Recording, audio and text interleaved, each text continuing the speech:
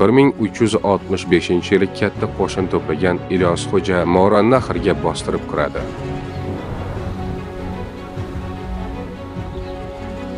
Bundan xabar topgan Amir Temur va Amir Husaynlar unga qarshi qo'shin yig'ib Sirdaryo tomon lashkar tortadi.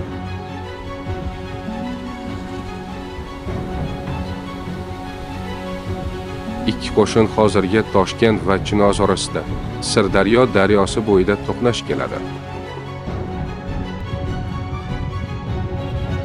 Qo'shinning o'ng qanotida Amir Husayn, chap qanotida esa Amir Temur lashkari joylashdi.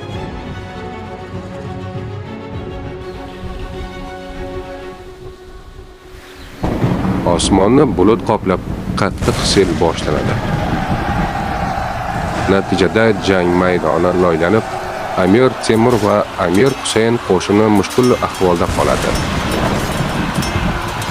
Ilyos Xo'ja lashkari esa kigiz yopinib, o'zlarini yomg'irdan pana qiladilar.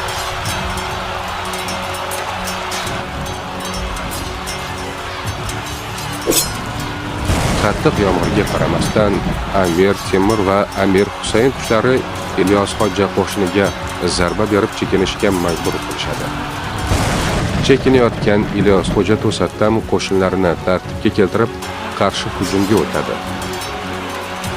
Shiddatli jang kechgacha davom etib, Amir Temur va Amir Husaynning mag'lubiyati bilan tugaydi.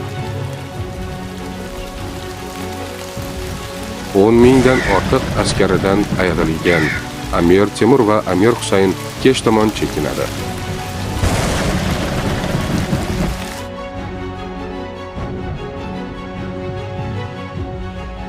Bu g'alabadan keyin Ilyos Xo'ja hech qanday qarshilikka uchramay, Xo'jand va Jizzax shaharlarini egallab, Samarqand ustiga yurish qiladi.